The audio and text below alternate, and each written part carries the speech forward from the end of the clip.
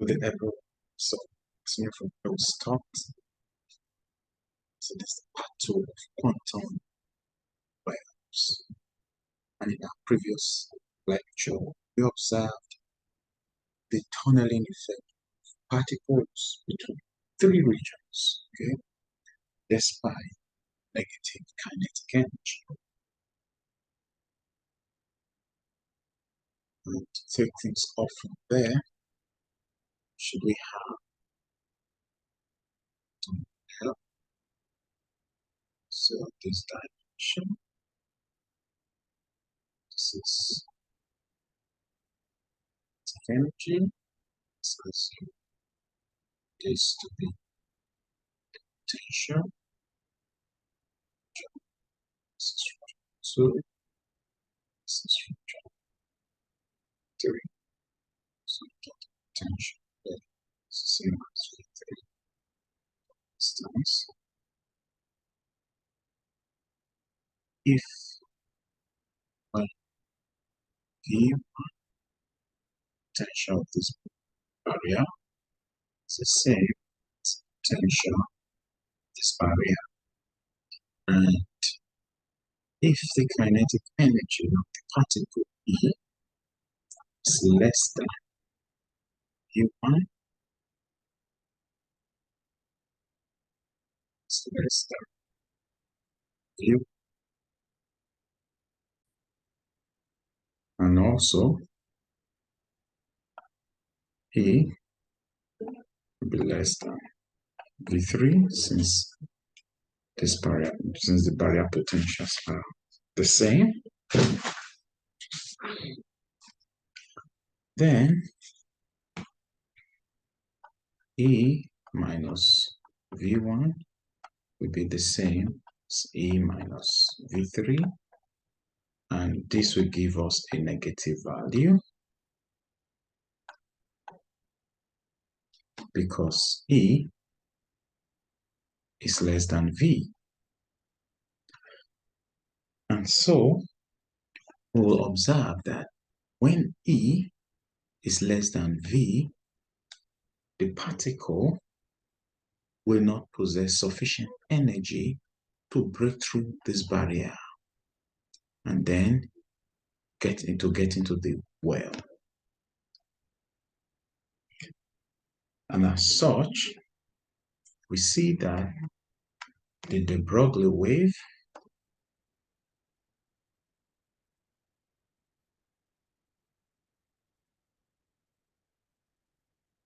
must be damped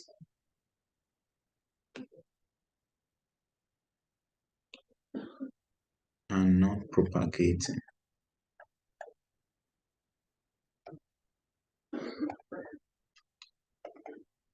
In region 1 and 3. Okay, because the particles are not able to gain sufficient energy to break through this barrier because the kinetic energy of the particle is way less than the potential barrier. Now, if that is well understood, then the particle will be seen to be trapped in this well because don't forget that despite the tunneling effect, such that particles that come into the well find their way back, we understand that there are still some particles in here such that they could still get into the third region and find their way back, which we classified as the tunneling effect. So now we see that particles will be trapped in the well.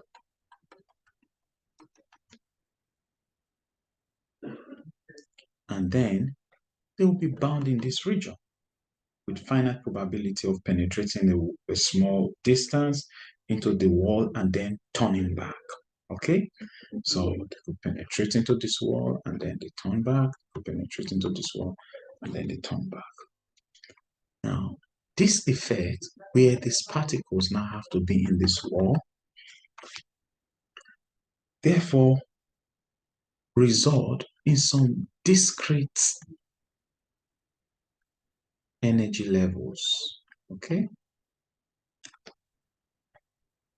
Because the energy of the particles in the well is therefore seen to vary at discrete intervals. So these discrete intervals are referred to as the bound states, such that in the well, we now begin to observe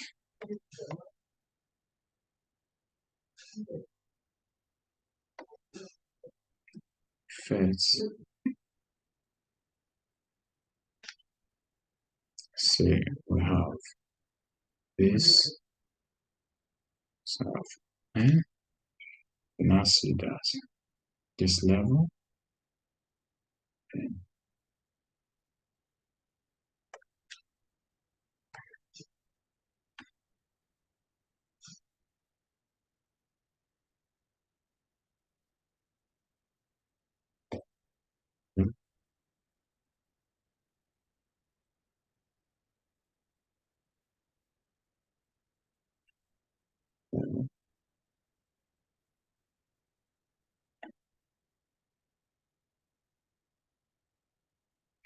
So here, see that n is equal to 1, is equal to 2, is equal to 3, is equal to 4.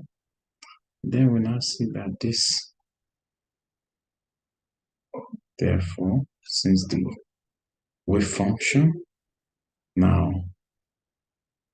have some discrete level in bound states, then the energy of the particle at those distinct states, then the E1, let's see, this is E2,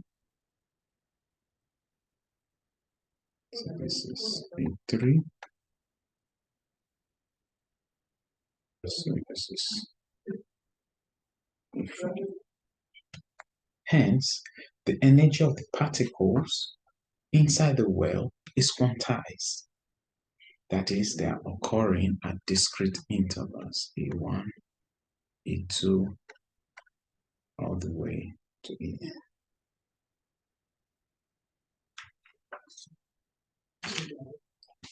Based on the background knowledge provided so far, we may now consider the effect on the motion of the particles should the barrier potential be infinite. So what happens when this potential V tends to infinity? So we have the infinite potential well.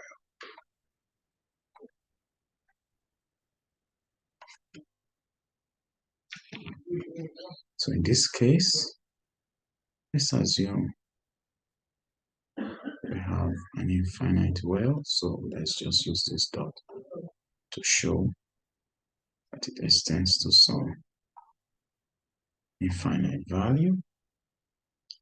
So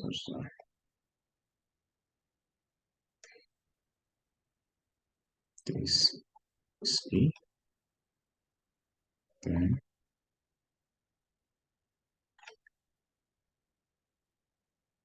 this is the barrier potential where V naught tends to infinity. So notice our region 1, region 2, this is our region 3. So if this is 0, this distance is D, then we have negative D over 2, positive D over 2. Then V equals 0 is level. So we should note that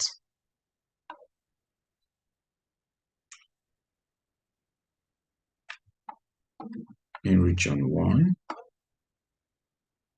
and 3, E is less than V naught, as V naught tends to infinity. Hence, the barriers in region 1 and region 3 are impenetrable. So it means that at this barrier potentials, particles cannot penetrate. So as such, the wave function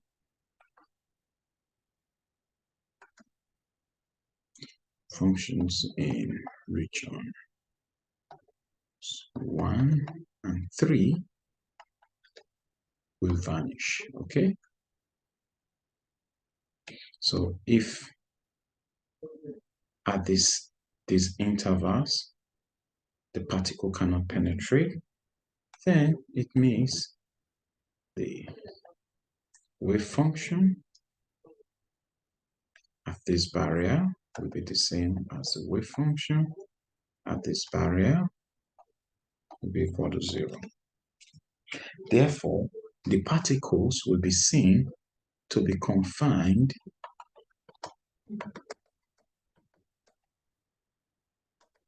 in region 2. So we can now conclude to say that whenever V is infinite, the wave function must be 0. The wave function must be 0 at the boundaries.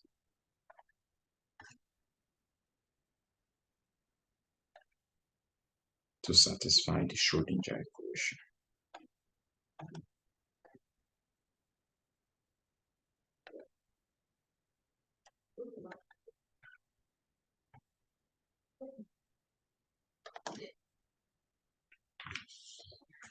Okay, so let us attempt a solution to the Schrödinger equation. We already established the fact that the Schrödinger equation can be written also as the second term derivative, which is the same as minus k squared psi, where k squared is the same as 2m e minus v divided by h cross squared. And we know that the solution, the general solution, total solution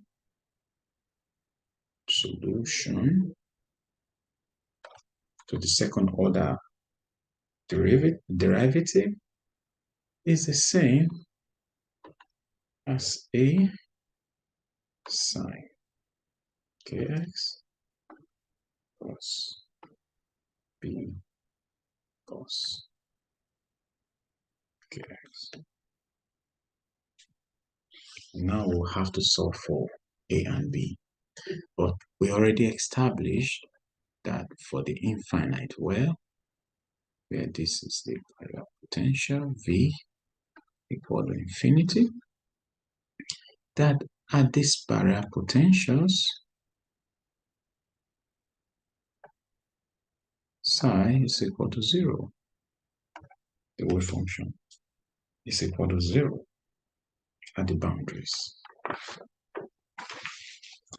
Therefore, the solution at, say, x equal to 0, so if this distance is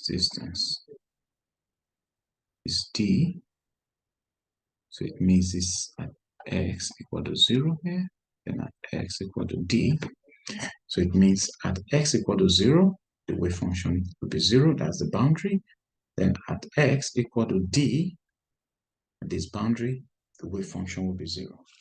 So if we try to evaluate this solution, say at x equal to 0, we know that the wave function is the same as a sine kx plus b cos kx is equal to 0.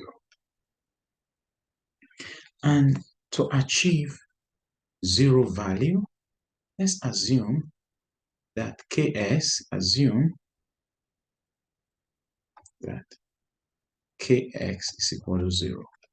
So if we have that, then it means psi will be a sine 0 plus b cos 0 is expected to be equal to 0.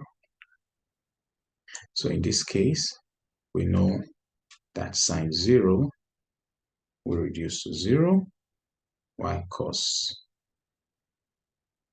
0 will reduce to 1, so that wave function will be the same as a times 0 is 0, then b times 1 will be b equal to 0. Now, if b is equal to 0, then it means that the wave function will be the same as a sine kx plus 0 times cos kx is equal to 0, such that the cosine function is seen to vanish. So that our wave function, therefore, becomes a function of the sine component. Okay? But do know that the interesting property here is that this is equal to 0. Now, at x equal to d, the wave function is also equal to 0, because at x equal to 0, better still, let us use a compact form. Now we know that the wave function is equal to 0 at 4, let's say 4, x less than d less than 0. Right? So if we plug in x equal to d, then the wave function becomes a sine kd is also equal to 0. And now, for us to be able to solve this, we must figure out the parameters at which the sine kd will be equal to 0. And do note that since the wave function exists inside region 2, a cannot be equal to 0. It means that a cannot be equal to 0. But being that this is a sine wave, should we draw a sine wave, for instance?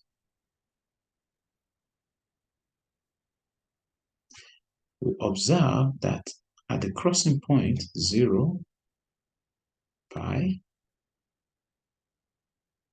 2 pi, 3 pi, 4 pi, and so on, the function, say wave function, is equal to 0 at, this is s, at x equal to 0, pi, 2 pi, and so on.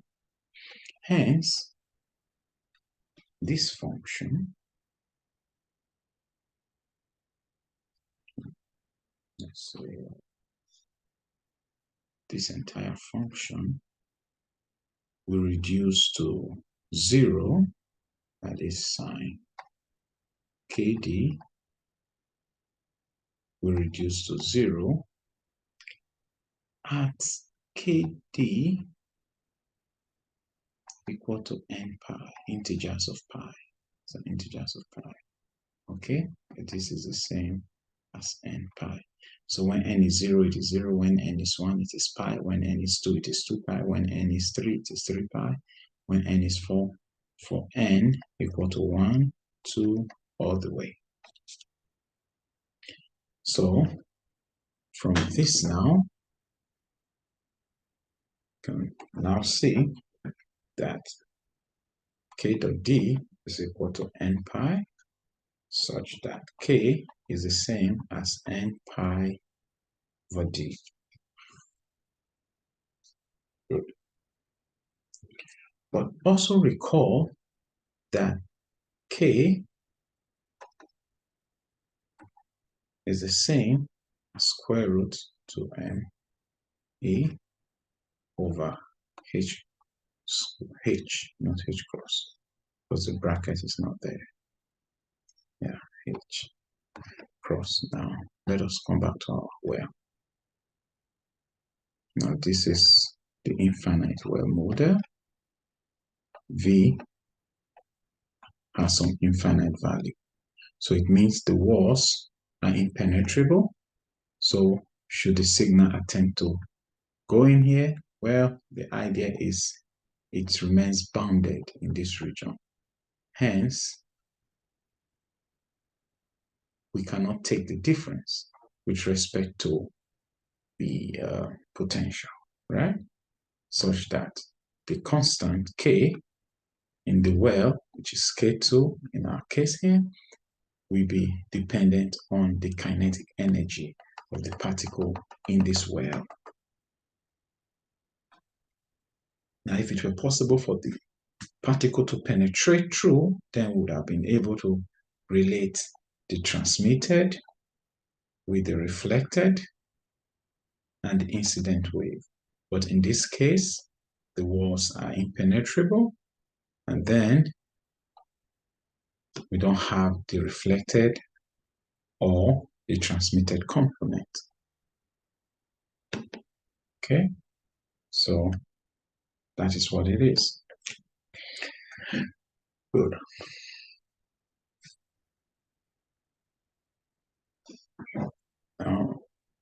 So it means that k squared in this case is the same as 2m e over h squared.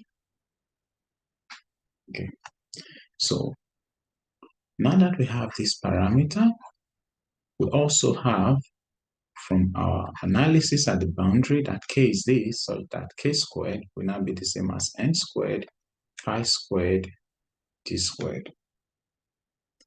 And should we relate these two, then n squared pi squared over d squared is the same as 2m e over h cross squared.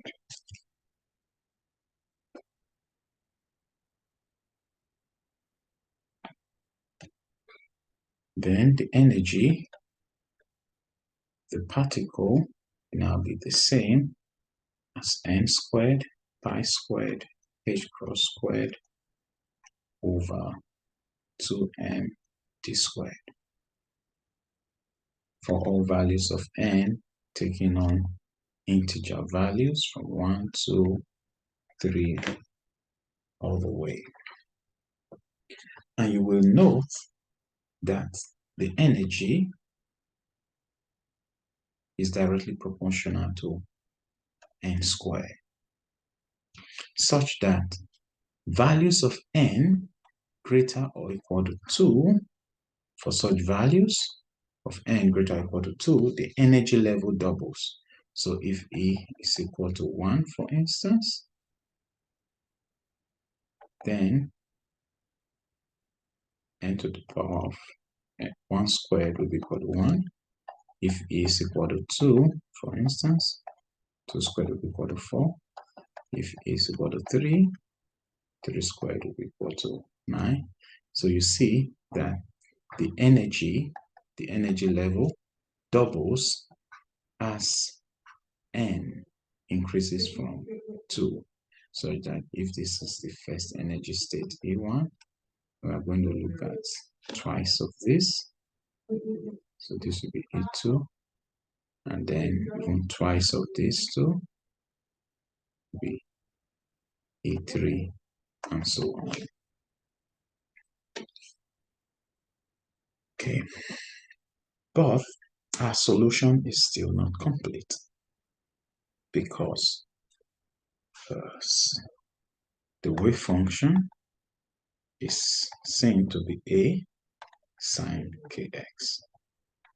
Okay, now that we know that the energy is quantized, so we can rewrite this as E sub n, so that n takes on values from 1 to infinity. So for us to evaluate A at n equal to 0, E naught is equal to 0, and psi E naught of x is equal to 0. Hence, no state with quantum number n equal to 0 is specified, since psi of E naught is equal to 0. Hence, the bound states starts from n equal to 1 all the way. So recall the probability density function, that the integral of the probability density function from negative infinity to infinity, the x should be equal to 1, which indicates that a particle exists within this partial distribution. So if we take the square of the integral of the square of the probability distribution function, so we have negative infinity to infinity mod a sine kx squared dx. And this should be equal to 1. So also solve this integral, that's a squared sine squared kx dx equal to 1. Recall that your sine squared parameter may be written as sine squared kx plus cos square kx is equal to 1, and cos 2kx is equal to cos square kx minus sine squared kx. So that's 1 minus sine squared kx minus, within bracket, minus sine squared kx. This would be equal to 1 minus 2 sine squared kx. So this now will imply 1 minus cos 2 kx over 2, which is equal to sine squared kx, right? Then this integral therefore follow directly to say we now have a squared integral 1 minus cos 2 kx over 2 dx. And this is going to give us a squared bracket x over 2 sine 2kx 4. And once we take the limits from 0 to d, see, since kd is equal to n pi, then d is the same as n pi over k, such that this expression reduces to 0. Then what we now have is a squared x over 2, 0 to d, such that we have a squared, remember this is equal to 1, to 1, equal to 1, squared d over 2 is equal to 1.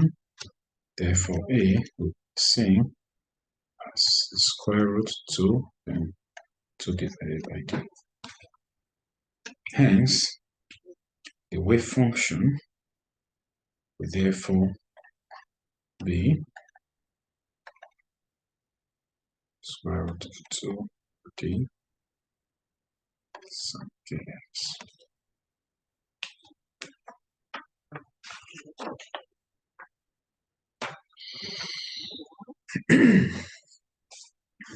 Now that we have particles accumulated in the well, to determine the total number of charge carriers in the quantum well, so now the particles are confined in the quantum well. For us to be able to determine the total number of charge carriers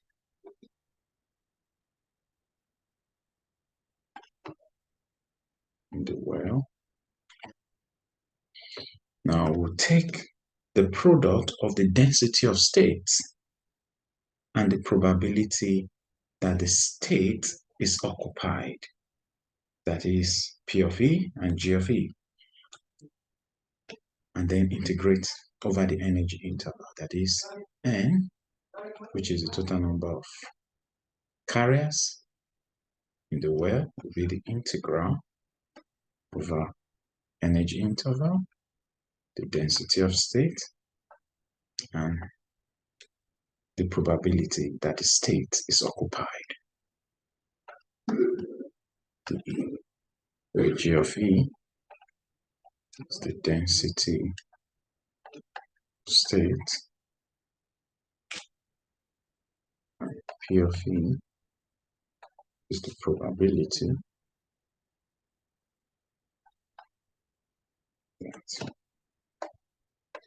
the state is occupied. So note that the density of state is the same as the ratio, that is G of E, is the same as the ratio of the total number of states N to the entire volume dq of the semiconductor. So here we have N to be the total number of states, and dq is the volume of the conductor, of the semiconductor.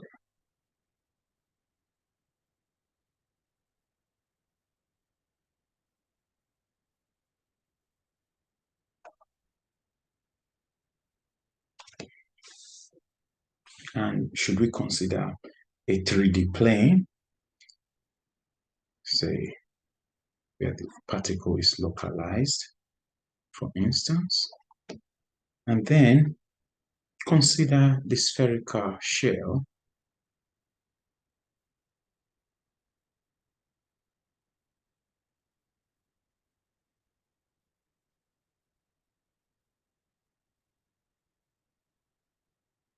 for instance, yeah, this is the radius k, for instance, and then this is delta k. We know that the volume of the sphere, V, is the same as 4 pi k squared delta k. And then the total number of states in the volume, the total number of states in the volume will be N, in the same as volume divided by volume per particle. Okay? Now, you will recall that given the quantum well, such that this potential V tends to infinity for this dimension, then K is the same as pi N over D. And to evaluate the total number of states, note that each state corresponds to each value of n. That is, this will be k sub n, so that k1 will be equal to pi over d, k2 will be 2 pi over d, all the way to kn, comes back to what we have. Okay. And now it means that in the plane,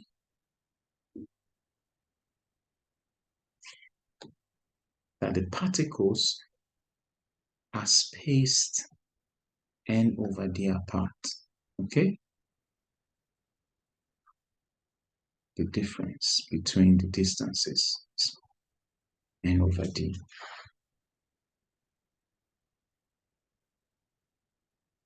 Pi over d, rather. Where pi over d is the distance between the states. Okay?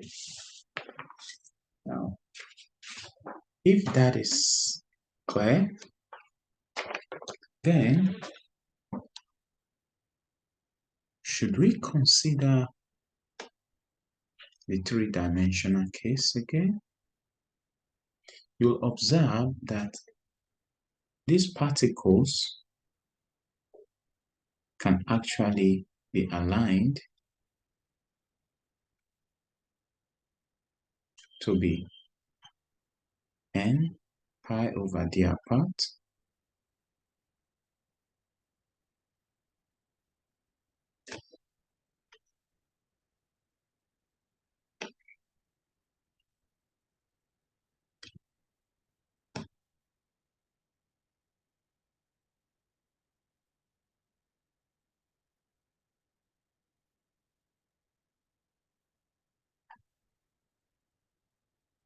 pi over d apart. And here, since the particles are spaced pi over d distance apart from each other, the total number of states per volume of the entire space can be evaluated.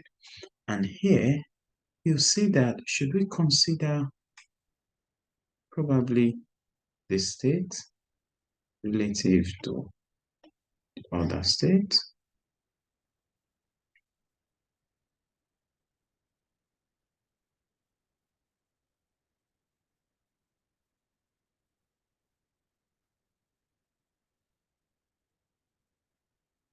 You see we have a queue of about 1, 2, 3, 4, 5, 6, 7, 8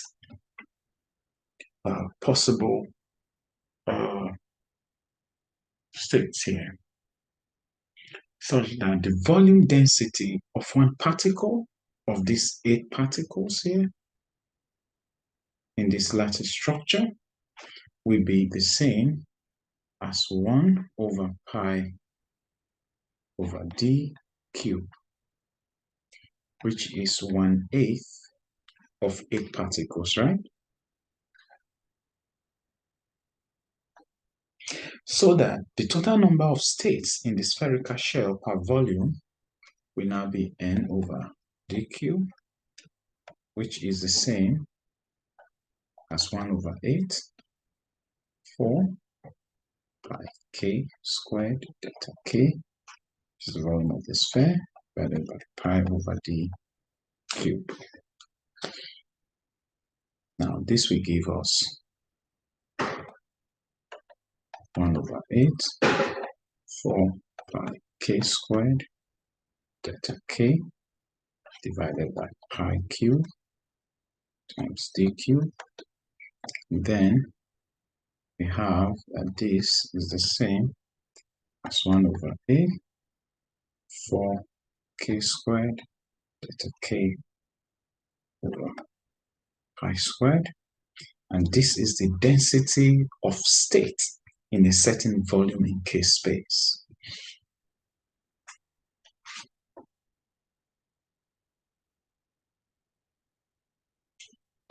At delta K, taking on values that are quite small, so it means it tends to 0, then delta K can be approximated as decay, so that G of K will be the same as 1 over 8 for K squared decay pi squared. And in order to represent G of K in terms of G of E, which is the density of state, recall that K is the same as 2 pi E over H cross squared, so that the K, the E, in this case will be 1 over 2 square root of 2m over H cross squared E. Now, the K will be the same as 1 over 2 square root of 2m over H cross squared 1 over E dE. So now we have that the density of state is the same as 4 times 2me over H cross squared 1 over 2m over H cross squared 1 over E dE over 8 pi squared, which is the same as 2 pi into bracket 2m 3 over 2 divided by H cubed square root of E dE, where H cross is a reduced Planck constant. Now, since each state can be occupied by 2 electrons, for that to be magnetic spin, so we have spin up or spin down, then we can multiply this entire process by 2, so that G of E, meaning the electron can take on 2 possible states, equal to 2 times 2 pi 2m 3 over 2 divided by H cubed root E dE. Now we have 4 pi 2m of 3 over 2e root E H cubed dE. This case, m is the mass of the electron, E is the energy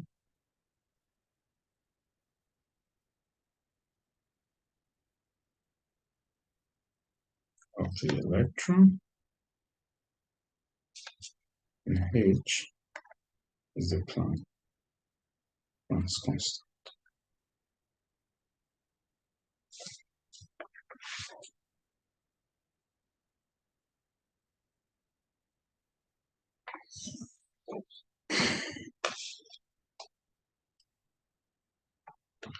So in order to determine the concentration of electrons in the semiconductor, that is N, that's the concentration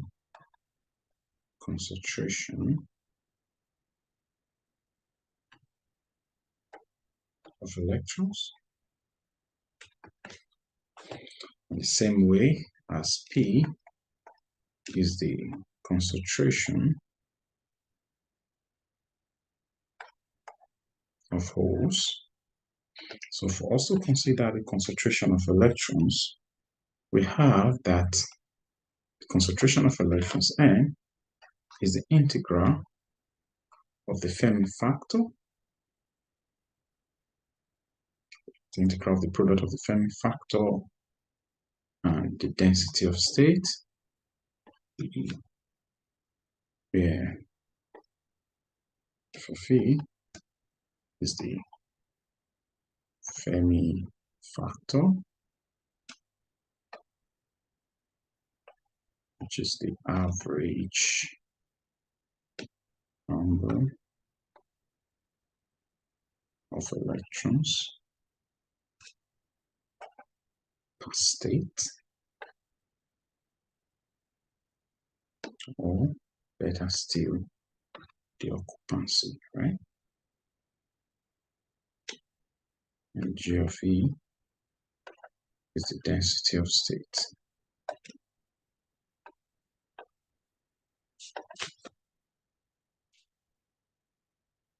So you observe here that N is the integral of the product of the energies. And you will recall that given the distribution of the energies, should this be the conduction band, for instance, usually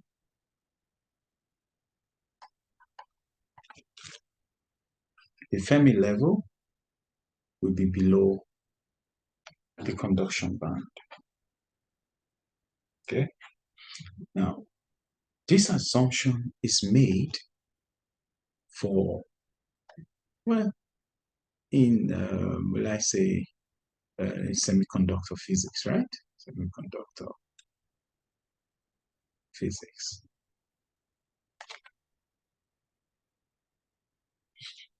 For an n-type semiconductor device, okay?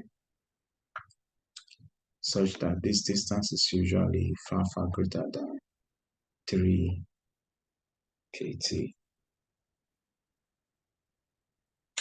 But in quantum electronics, such as we see in optoelectronics, for instance, the Fermi level is seen to be above the conduction band.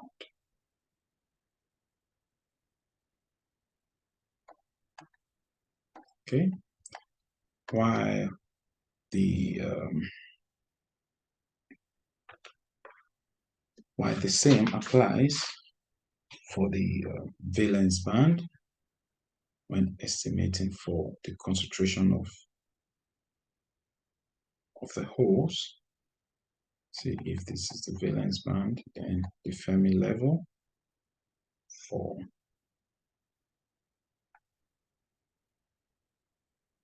the holes is below the valence band. Okay, this is for the electrons and optoelectronics. Okay,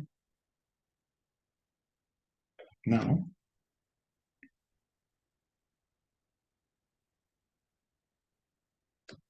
in this case, you see that the Fermi level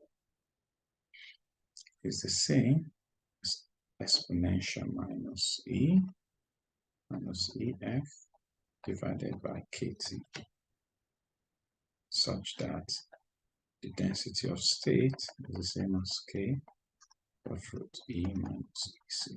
Okay.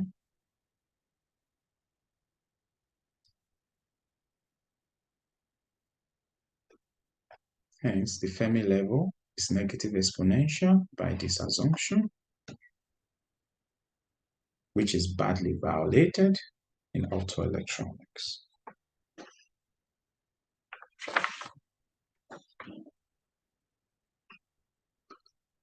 Therefore,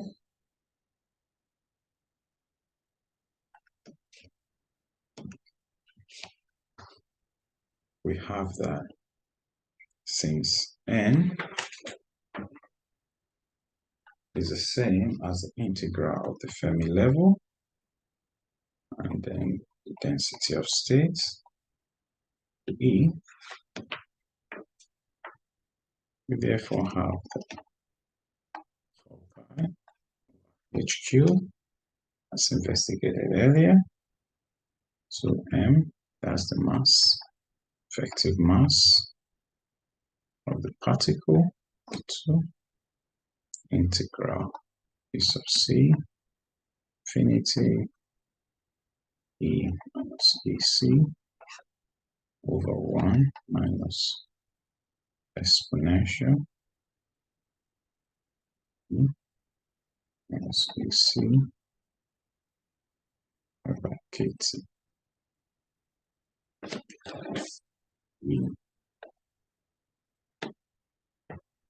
Now, if we say that eta is the same as E minus EC KT, then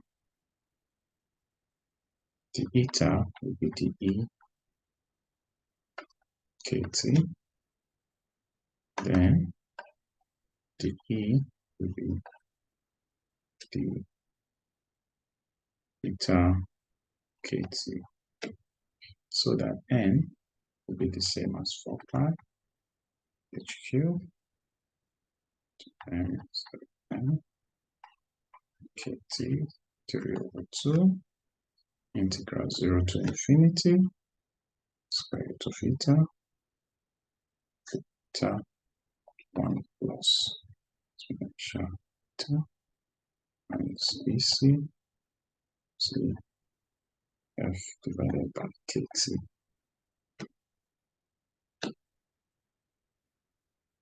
So if we let eta be the EC minus EF over KT, then N will be the same as 4 pi HQ. So N instead KT 3 power 2 0 to infinity eta over 1 plus epsilon times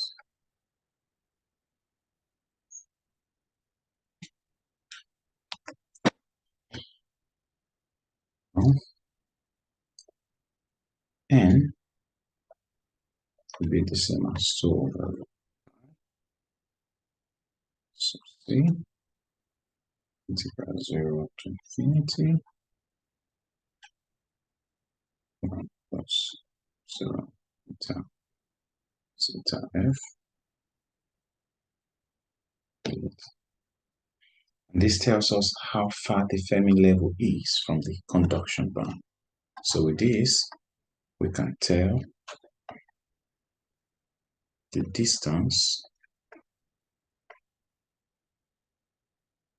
between the Fermi level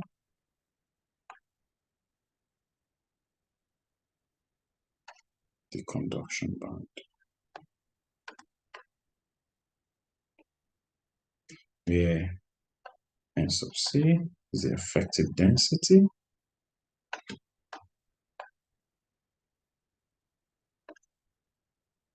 of state, and N is the electron concentration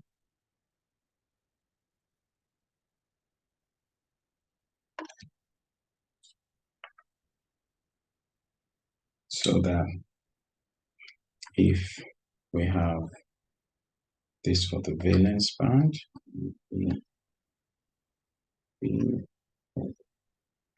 KT, then so for conduction band,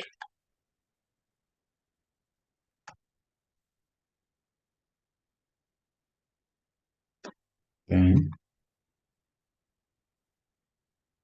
it's 2 pi C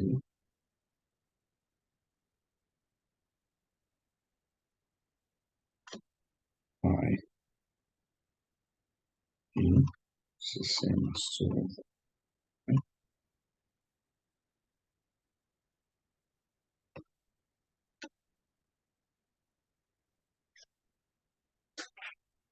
Okay, then such that the conduction for the conduction band, see that the Fermi level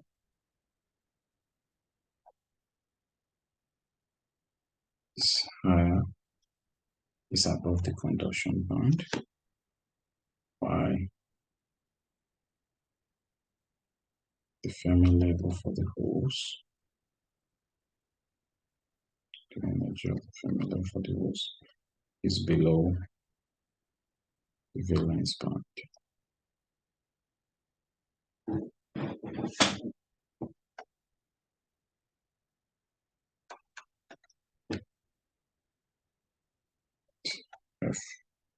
F1/2 is the Fermi Dirac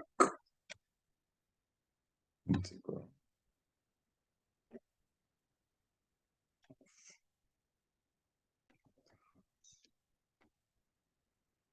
Take some values 1, 2, or 3.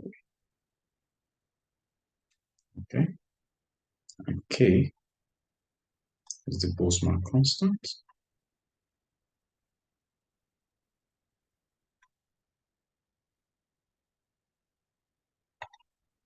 Given by 1.38 times 10 to the power of minus 23 meters squared kilogram per second square Kelvin. Beta still 1.38 times 10 to the power of minus 16 per Kelvin.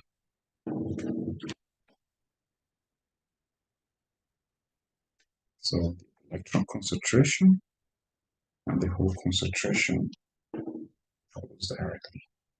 And these parameters depend on the material being used for the semiconductor device. So with this, we can now move on to discuss the finite quantum well.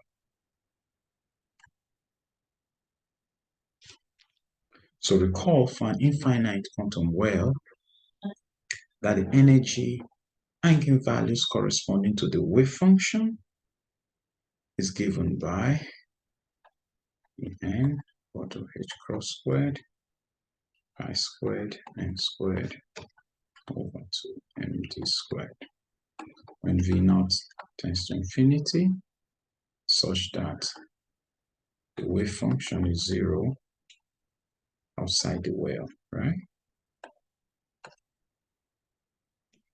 So for a finite potential well, finite potential well, V0 is some finite values less than infinity, such that the wave function could propagate across the 3 regions, okay? So given the quantum well this dimension, because the potential barrier V0 is less than infinity, so this is region 1, region 2, region 3, then this wave function will be seen to propagate across the 3 boundaries. And like we established in our previous lecture, the sufficient boundary conditions therefore will be that the wave function must be continuous, that is, the wave function in the first region must be the same as the wave function in the second region, and must be the same as the wave function in the third region. And that also the first derivative of the wave function must also be continuous. That is, the integral of the wave function in the first region must be the same as the integral of the wave function in the second region, must be the integral of the wave function in the third region. And to achieve boundary conditions, the solution to the Schrodinger equation follows directly. And being that we have this model, The reason the total length D here will be divided into two equal parts, so that this is D, so that is negative D over 2, and this is 0. This is positive D over 2, is because it gives a symmetric potential, making it easier to solve the Schrodinger equation. And so hence, the solution throughout the x-plane can either be even or odd. Okay, so it means within this region of symmetry is either we have some even function, or better still, some odd function. So either we have some cosine function, or we have some sine function in the well. And since the wave function has to be continuous, then it follows directly that the wave function in this case, we have to go this way. Why this? We have to go this way, right? Hence, at these boundaries, the wave function cannot be discontinuous at these boundaries or discontinuities, because this boundary enforces discontinuity. So it means that the wave function cannot probably come this way, because this is a discontinuity itself. So signals of that order cannot exist, so it must flow. Okay, so this can't come this way while another signal comes this way. Okay, so no, so at this point we measure some levels or not, so the signal must flow as a continuum. Okay, it's flow as a continuum.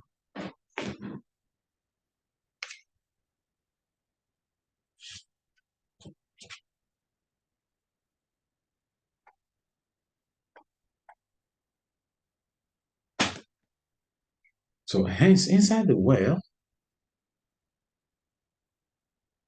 we'll have something like this.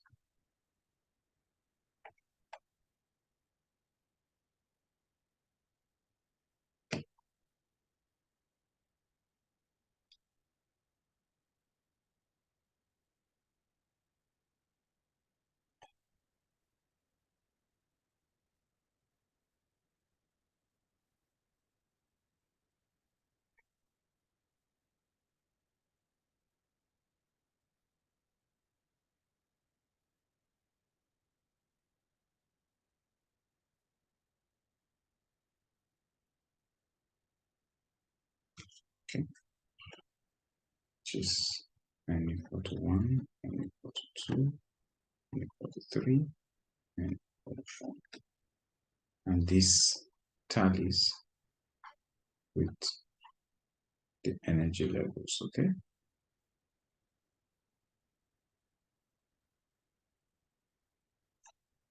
So E1, 2, 3, E4, so on. And we already showed that the Schrodinger equation is of the form dx squared equal to minus 2n minus b over h cross squared surface. And you observe that given the mass and the reduced Planck constant, the two unknowns and the potential of the well, V, which is less than infinity, so it's a finite value. The two unknowns, the unknowns here, will therefore be the energy and the wave function. So note that any state that has energy below the well edge is referred to as bound state. So this is the well edge. This is the well edge. So all of these are referred to as bound states. And these bound states are responsible for the quantum confinement, okay, the confinement of particles and absorption. Now, in the quantum well, the energy is larger than the potential, okay? That is E is greater than V, so that K from this, or that we said K squared is equal to 2m minus V divided by H cross, so that K, following directly from this assumption, which is this, then K will be the same as the square root of 2m 3 H cross squared, which is the same as 2m E minus V over H cross. And this value will be positive.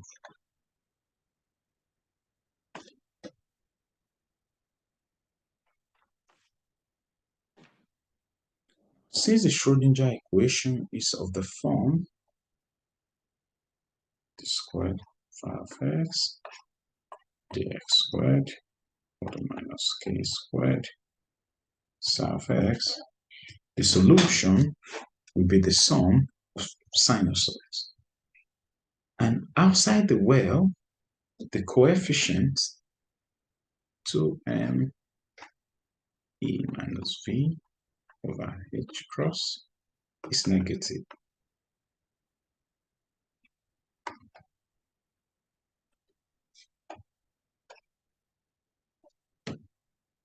So that, just like we showed earlier, the imaginary component of the propagation constant will be this, such that alpha squared will be the same as 2m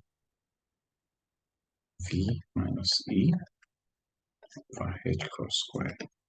Then alpha will be the same as 2m V minus E. Observe that this is not E, this is now V, because this property is negative, because here V is larger, here V is greater than E.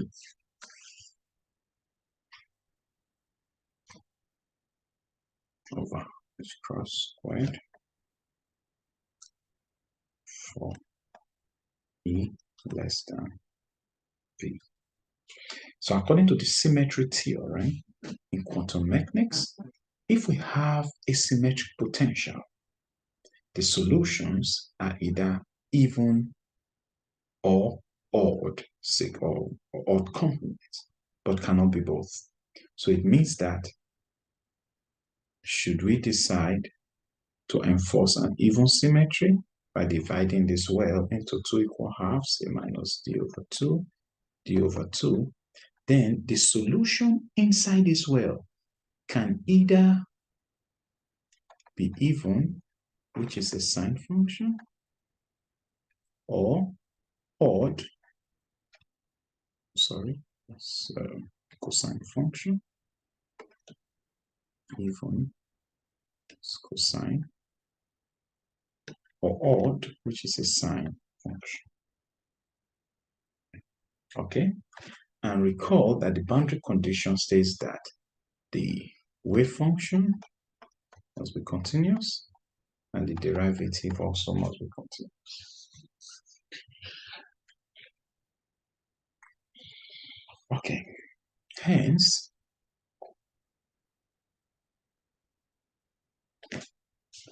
the solution will therefore look something like this. Should we have an odd component, an even component? Let's play with the even component first. Inside the well, for instance, this is cos kx, where k is the propagation constant inside the well. Now, the fact that this signal is continuous, it will have to flow out this way. Don't forget, we are maintaining symmetry, such that this becomes an exponential. in this region, this also becomes an exponential, right? So hence, this becomes a exponential positive alpha x, for instance, and this becomes C, this is B,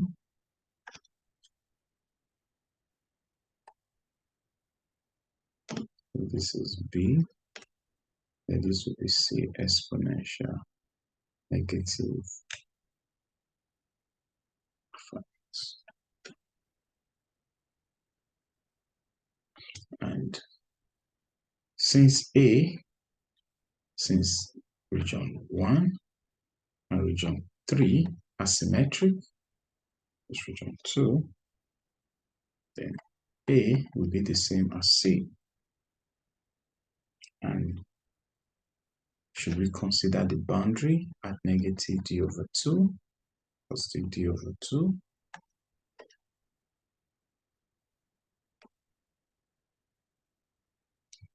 Then the boundary conditions is equal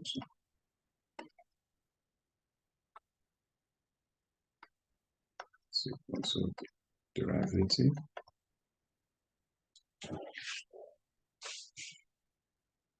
then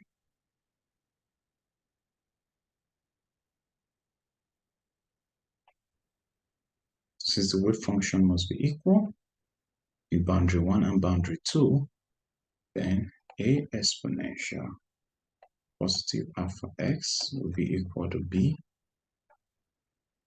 cos kx. And we already mentioned that due to symmetry, the total solution of this function inside the well based on symmetry can only either be even or odd component and cannot be both, okay? Be both. But outside the well, we have not enforced symmetry. So both components are involved, are included in the solution of the wave function outside the well where there is no symmetry. Hence, the exponential function, which includes both the even and the odd component. Okay. And here,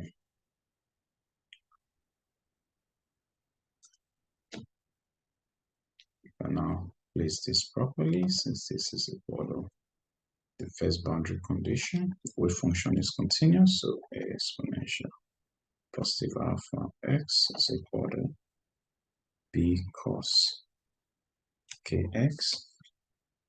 And then at d, at this boundary, d equal to, or at x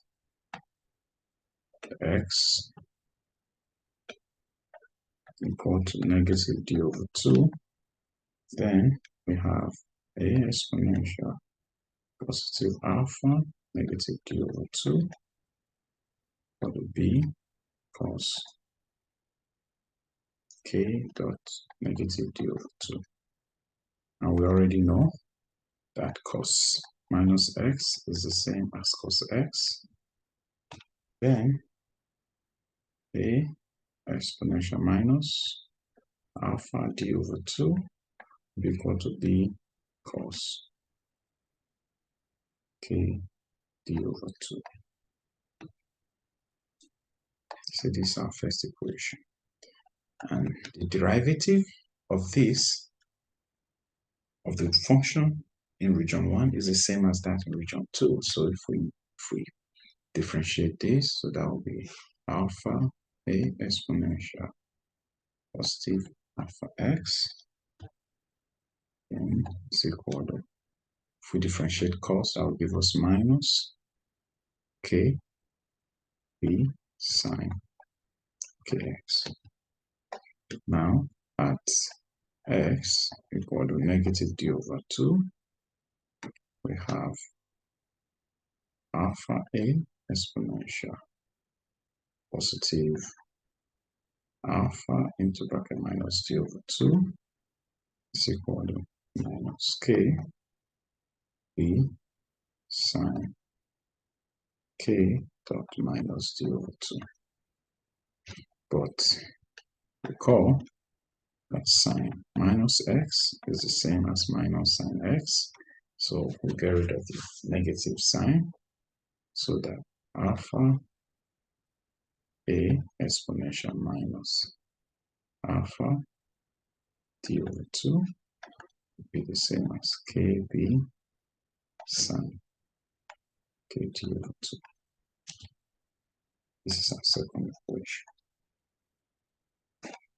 And if we solve for alpha, solve for alpha in 1 and 2, so it means we divide, that is, we divide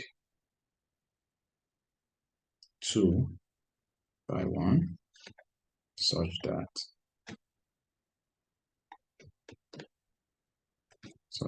alpha a exponential minus alpha d over 2 divided by a exponential minus alpha d over 2 is equal to k b sine kd over 2 divided by b cos kd over 2. And this will cross this and this cross this. Therefore, alpha is equal to k sine over cos will give us tan kd over 2. Let's say this is our third equation. And to evaluate alpha and k, given V naught, we need to know the value of the energy. Okay? So alpha and k may be evaluated by way of comparison, since both are the propagation constant or wave numbers in the different regions expressed in terms of the energy. And therefore, we know that k is the same as square root of 2me over h cross, and alpha is the same square root of 2m v naught minus e over h cross squared. So here k squared is the same as 2me over h cross squared, and alpha squared is the same as 2m v naught minus e over h cross squared. And if we add them all, plus alpha squared, k squared plus alpha squared give us 2m e over h cross plus 2m v naught minus e over h cross. It should be 2m e over h cross plus 2m v naught over h cross squared minus 2m h cross squared. So this will get rid of this. Then k squared plus alpha squared will be the same as 2m v naught over h cross squared. Let's say this is our fourth equation. Now observe that this equation is similar to the equation of a circle motion, okay? And then note that 3 and 4 has two unknowns. Recall that equation 3 is alpha equal to k times kd over 2. So this is equation 3. And here we have two unknowns. we know m, the mass, we know v naught, we know h cross squared. So now we can resolve these two.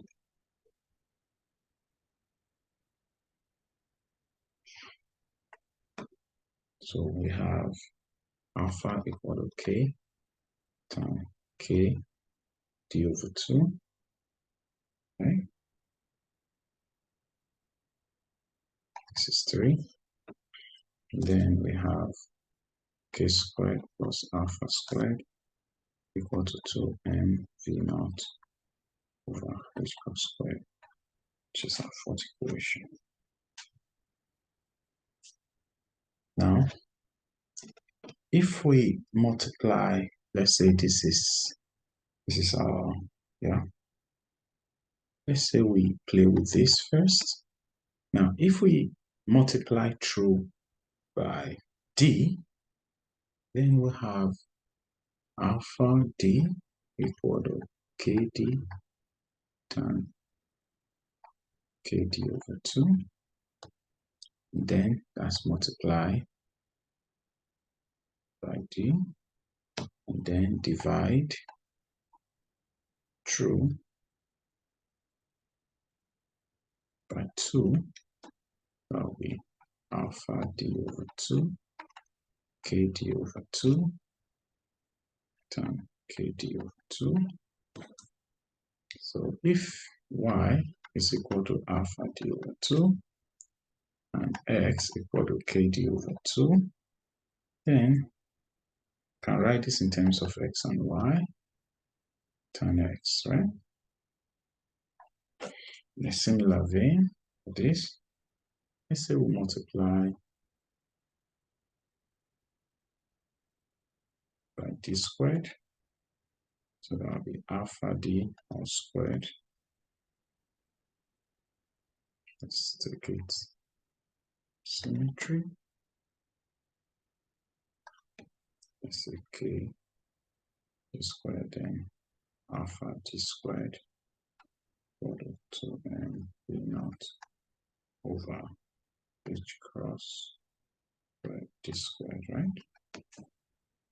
Then divide by 2 squared. So that will be kd over 2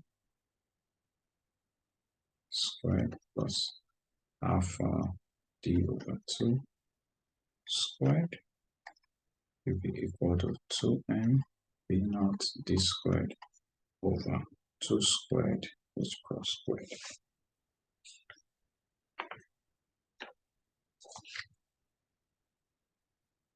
Now, if we let y be the same as kd over 2, and then x be the same as k alpha d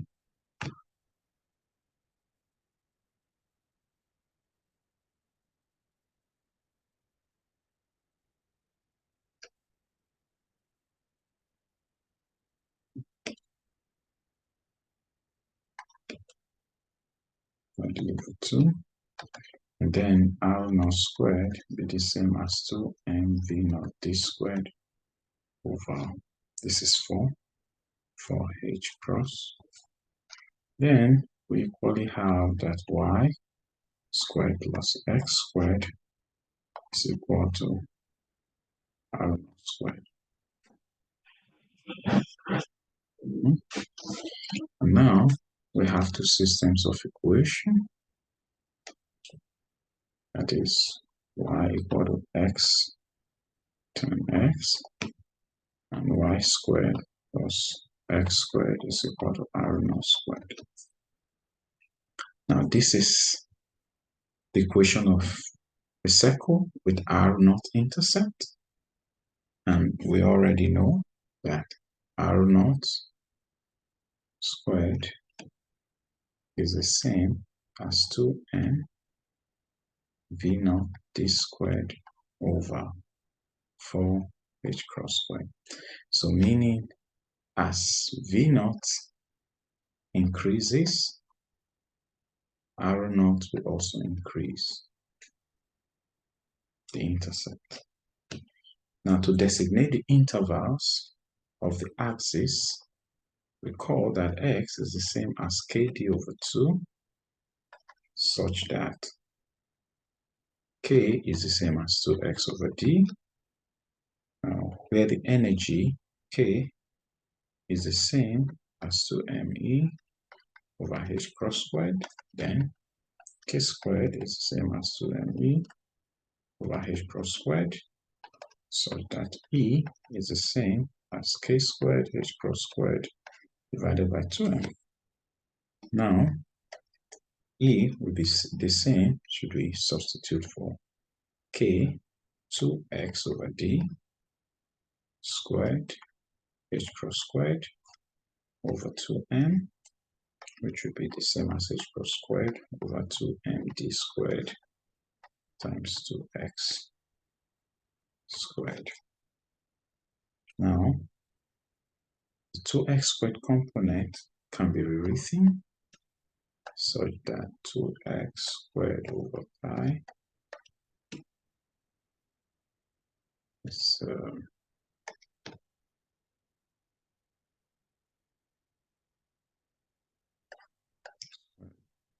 times pi squared, so that reduces to this.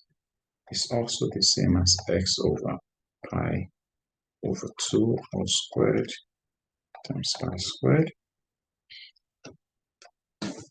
such that the interval in x is equal to pi over 2. Recall from our distribution, pi over 2 difference. So this is consistent with reasoning. Then we have that the energy E is the same as h cross pi squared over 2md squared x over pi over 2 squared in terms of energy. Okay? Okay. Now, if we plot these two equations, then we have that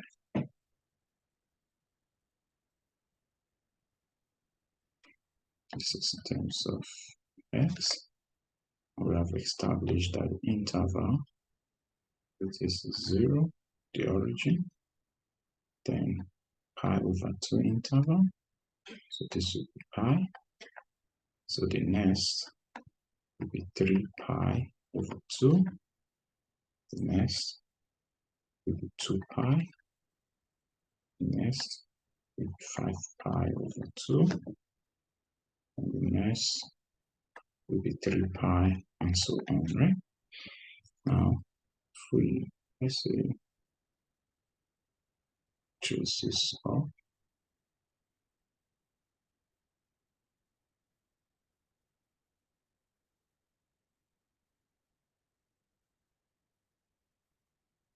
instance, this is y. Now, if we plot the time term, we'll see that we get something like this.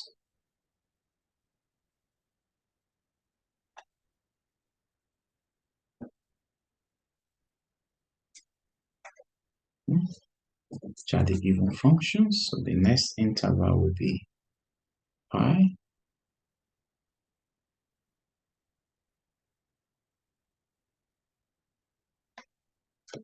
And the next will be 2 pi.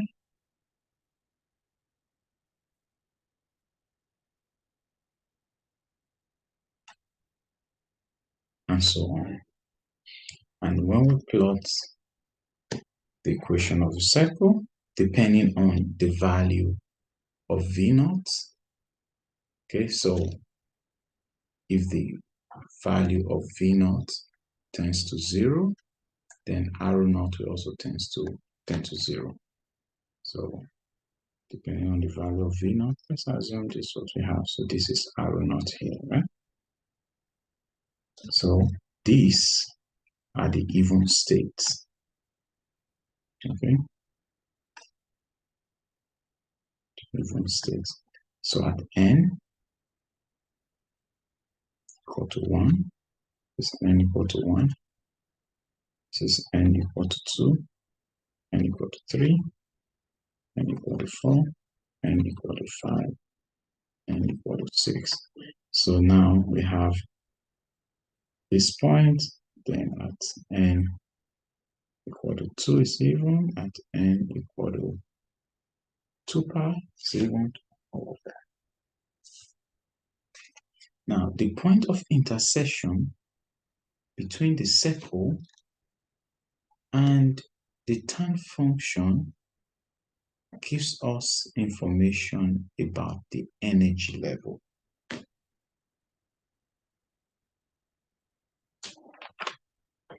So, at this intercept, and say this is E1. And you will observe that as R tends to 0, as the intercept becomes sufficiently small, say R, that the intercept still cross the tangent line, such that we have only one energy level in this instance. But this is no other energy level crossed. And hence, one solution to the Schrodinger equation. So this now will be equivalent to something like this, just E1. So as V naught increases,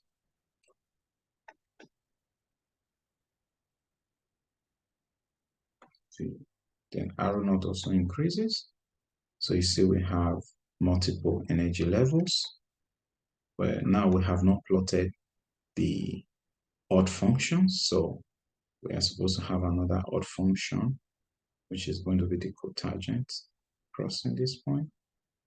So at this point, we are going to be having 3, okay, another cotangent function across this point. So we're going to be having 1, 2, 3, 4 energy levels.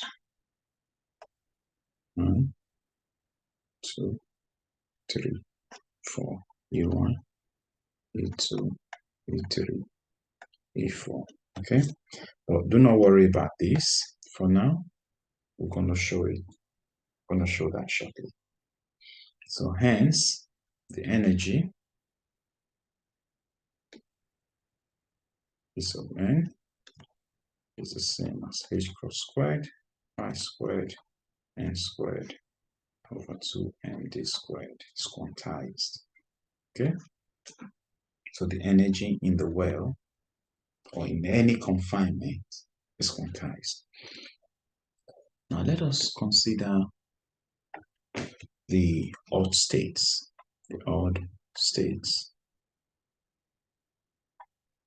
of the potential well.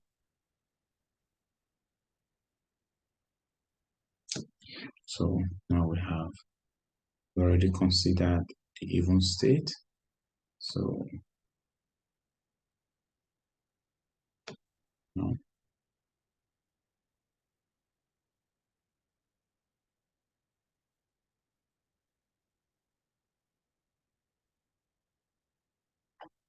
so this is sine.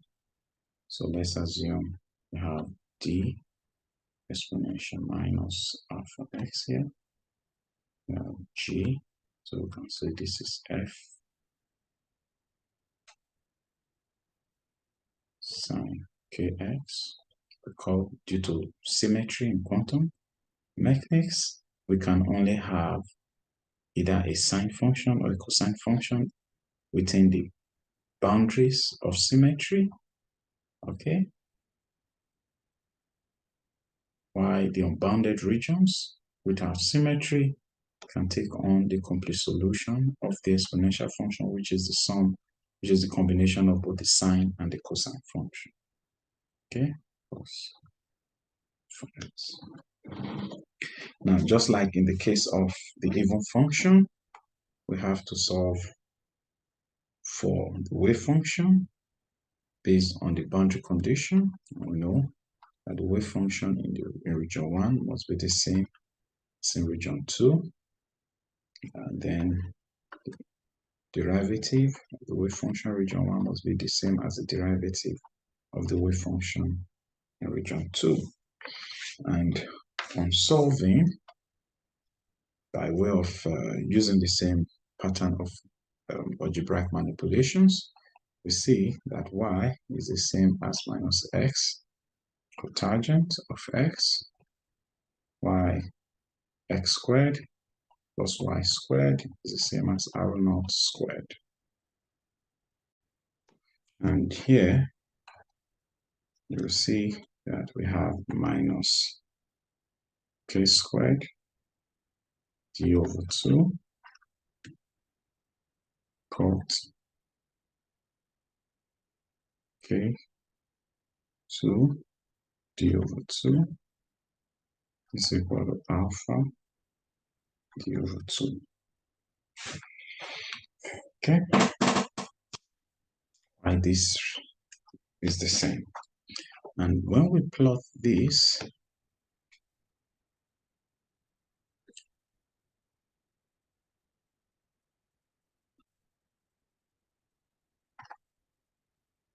pi over 2 pi 3 pi over 2 2 pi 5 pi over 2 3 pi x and then y.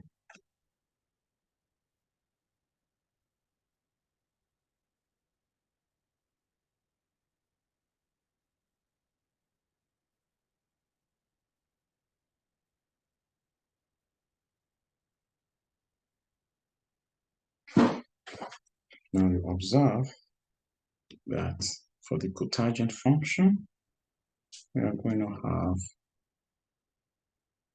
from the odd components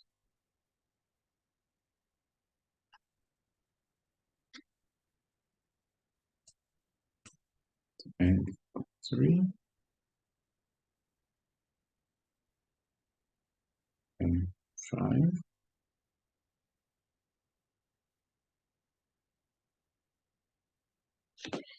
While depending on the value of V naught, then the intercept goes that way.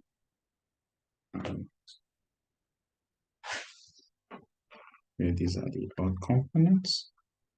We have N1 equal to 1, because crossing at 1. These are 2, then it's crossing again at 3. Then you see again it's crossing at 5, and equal to 5. So these are all odd components. So by combining the two solutions such that y is also equal to x tan x, so we will see that we have the even functions this way, even function,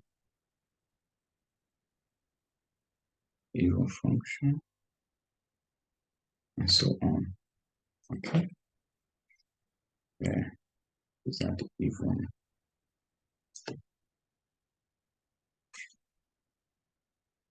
So we are as good as done for now. Therefore, I can conclude that something like this.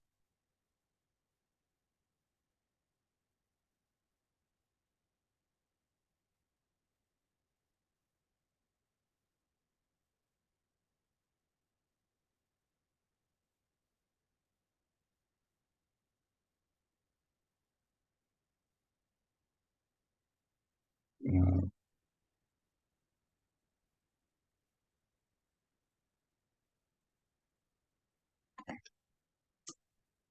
So if, for instance, we cross this at this 0, negative d over 2, positive d over 2, and this is psi En. This is the symmetric and anti-symmetric wave functions. This is equivalent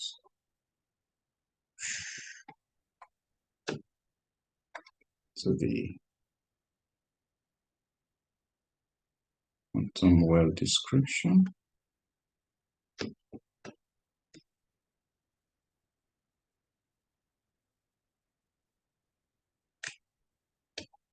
This is En. We have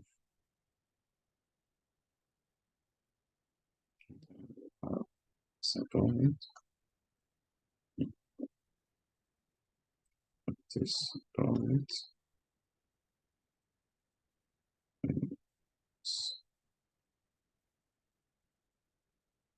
this separate then this, for instance, this separate. So here N is equal to 1, is equal to 2, is equal to 3, is equal to 4. Now the solid lines defines the finite state or finite well, while the purple lines describes the infinite well. So these are quantized energies, right?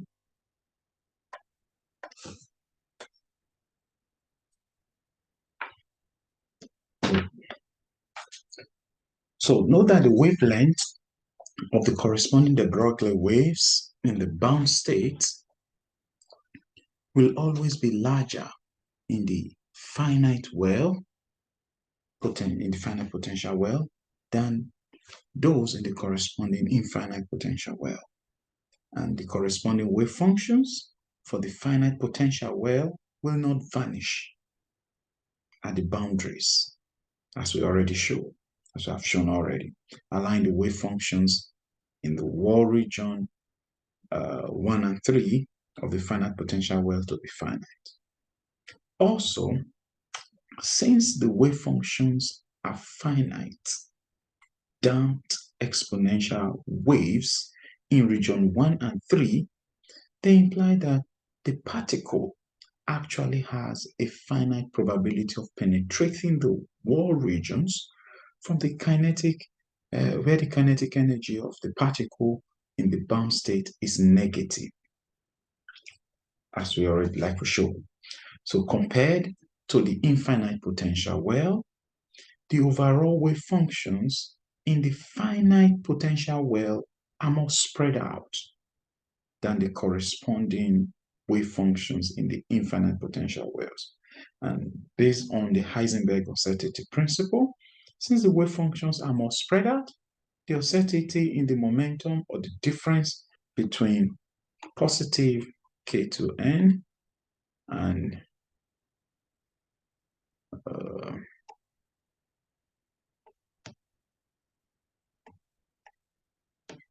positive K2n, let's explain this.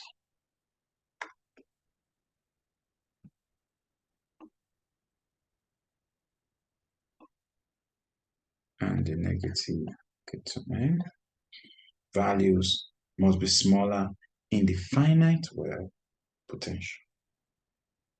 In the finite potential. So since K2n,